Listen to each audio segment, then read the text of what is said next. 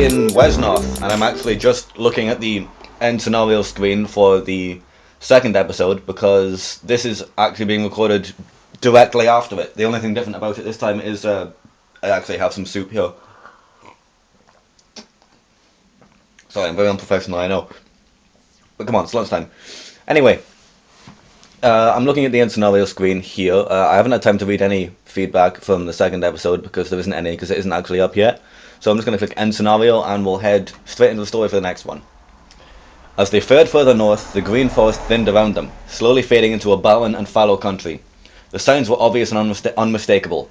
Tree stumps, an occasional half-rotten tree felled long ago, and dead wood around them in scarce grass. This had been forest once, like the woods they called home. It had been murdered. There was no trail to be found here. Wind and rain had erased the spoor. Fortunately, there was no need of a trail. Smoke on the horizon betrayed the presence of their enemies. Erlornas was near certain they would find orcs there. No clan of dwarves would break their ancient treaties with the elves in this way. Humans were never so methodical in their destruction, and did not travel in sufficiently large numbers in a north country they found too cold and damp for comfort. The great question remained, would he find Rualsha? Perhaps, but not here. The tribe this camp housed was too small to impress Theo and other orcs. Come next morning, the elves were prepared for battle. Wasteland.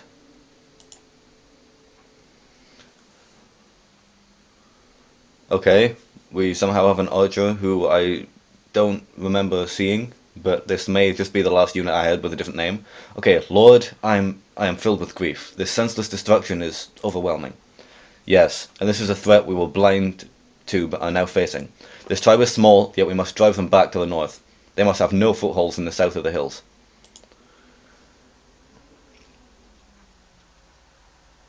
Narga.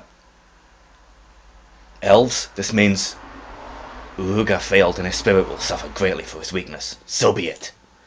Rise up, grunts. We have a great fight upon us. Let your rage flow freely. Let your blade slay all. First one to draw blood will feast by my fire this night. Aim true, men, with wit and courage, and the day will be ours. And spare no one. There can be no orcs south of the hills, else we'll never have peace again. Okay, victory. Defeat Nahagha and defeat Death of Erlornas or turns one out. Always. Okay, hint. There are no villagers in this scenario. You must use healers instead. Use hit-and-run tactics to weaken enemy units who cannot heal themselves. Okay. So, let's get Vorfiwiel out of here so we can recall some of our units from the last time. One of our riders actually, our scouts actually leveled, and now they are an Elvish rider. So we'll want to get them back. That was very good. No, I don't want to recruit. I want to recall. I want to recall my ranger, Unadrion, my faithful ranger, who I think actually after leveling has earned a name. So I think I'm going to rename him. And who better to name him after than my faithful companion, Vince. So there we go. Vincent, the Elvish Ranger. Perfect. Okay, Tina. Let's just call her Tina because short. There. We need a healer, and she also has 6 out of 26 XP points, so I think it's worth having her around. Let's actually just get all of our units back because they were all good units. They served me well. They did. And my two fighters, the fighter bros. There we go. Okay, so we have now a full troop of clowns, the Blue Man group. We need a name for a party of heroes, actually. I think Blue Man group. No, I think someone has already used that, actually. Plus, they're the blue team. I'm the red team. Oh, Narga, Orcish Warlord. He's actually level 3. Sounds dangerous. Okay, so it's getting quite barren, so what we want to do is I want to send him up to check this place out. But elves are best in the forest, and forest actually gets quite scarce in this map, so we're going to have to be careful about that. Fighter bros can go up there, and I want the shaman here. This guy is Vincent has got his invisibility on, and up here. Okay, and I don't have any units. I don't have any more troops to recall, so I'm going to recruit another archer and another shaman. I need healers in this scenario, so shaman it is. Okay, for some reason they're all trying to march on this poor level 2 guy. They obviously want to take him out. Okay, so we can see up on the map that they're focused around here, and it is a day. So we may not have extra strength, but they have extra weakness. So there we go. Is there actually anyone better we can send down here, like an archer? No. So this archer must go up and attack here. Oh, is it worth being here or 40%? I have to think about that. Vincent can go up. Yeah, if Vince goes up here and attacks with the bow, there we go. Then this guy can go up here and attack here with his bow. Perfect. That's worn them down a bit. The fighter bros can come up around here and try and help out. He's going to do more damage with the sword, probably. So let's risk that. We need healers actually have quite a bad range, so we want to try and get her up there. Actually, no, I'll undo that, and then I can set her on a path for up here next turn. Excellent. He can move here to try and provide some defense. Tina can go up there, and I don't want to keep this place too open because then they're going to send around, so I'm going to have this guy here just to check, and uh, Elv can also, Elvie can also go around there.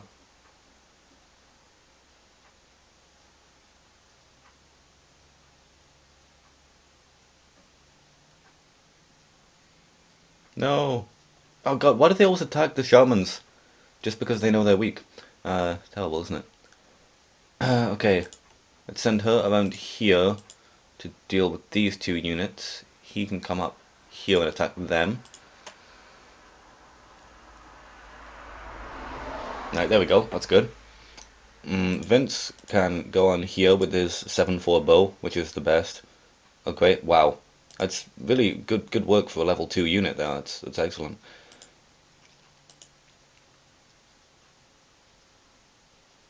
Excellent, so we're going to need to get him close to her next turn, so let's set him on a course for there.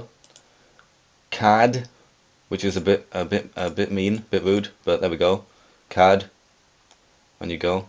He's down to 1 XP, so let's have Erel, old Eerie.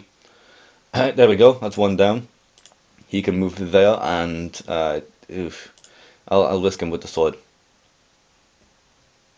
There we go. He actually did one. He did one more point of damage than uh, Gigrock did to me. So that's good. Next unit, he can either move into here and take him out, or take him out from here. I think it's best to take him out there because then I can have back defense. There we go. Right, okay, so he's on also 1 HP, so there we go. I don't quite have the coin to recruit anymore. I think I have enough units. I do vastly outnumber him. Okay. Always bad to lose units, but you know.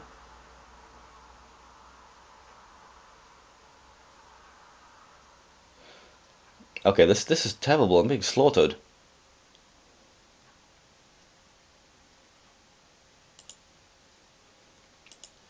Okay, you go there. Hopefully, it's a bad idea to try and go full offensive at night, but hopefully I can take him out quickly.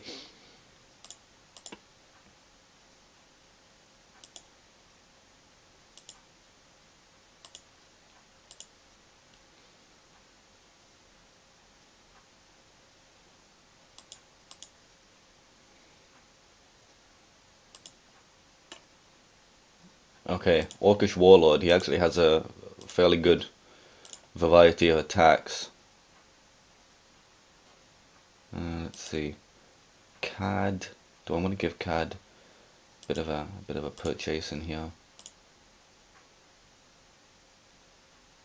There we go. Next unit is her. She needs to come up and try and heal these guys, and she needs to be... Oh no, that's not a healer. Right, she's set for there, which is useful. No, undo. Oh no, I did send her up there for a reason, actually. Next unit is him or her. Unien. He's on 9 HP and she could only deal up to a possible 8, so I'm not going to do that. I'm not going to put him in harm's way.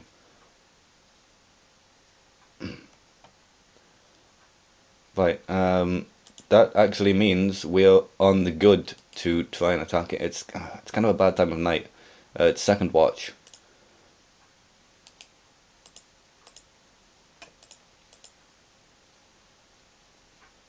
Ooh, no, he upgraded. A captain or a hero. What does leadership do? I'm not sure. Does it mean he can recruit units? That might be helpful. I'm going to go that just for an experiment to see what happens. I'll have him join the march with my other level 2 units on him soon. But what I want to try and do is draw him out of the keep, because he gets excellent defense in the keep.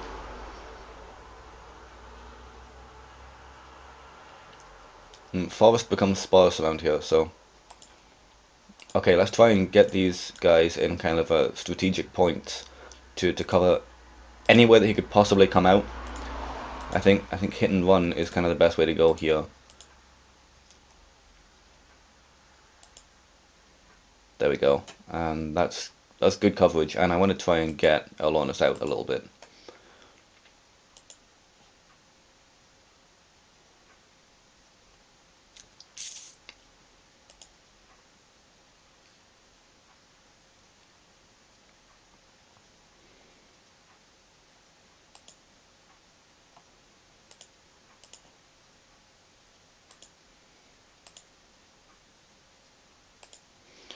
This is kind of a risk, but yeah, he's gonna die really, isn't he? No, he didn't. Wow. He needs big heals, so let's put her there. There to here.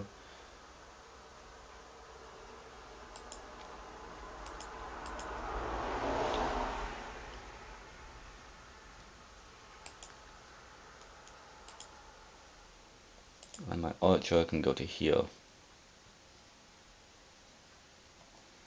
And Erlornas needs to come up here, because I think I need his fairy fire attack to do this.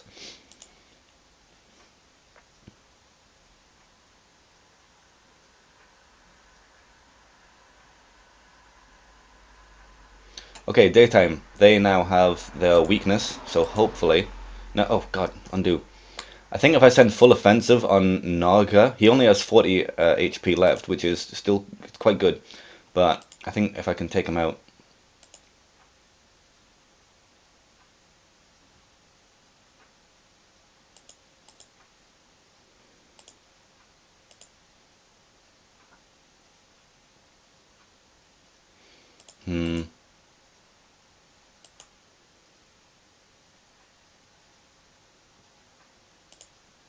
Okay, we're gonna have to go in with the fairy fire.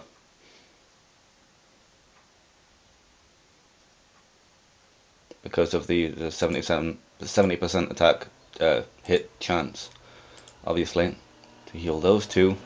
And he's on 6 HP. Next unit. I don't have any units that she could attack there. I know that didn't help. If he attacks down, we may actually be able to take out. Yes, you won, elf, but it changes nothing. We found a way. Now we will come in numbers. You can't imagine. I'll be waiting among the dead.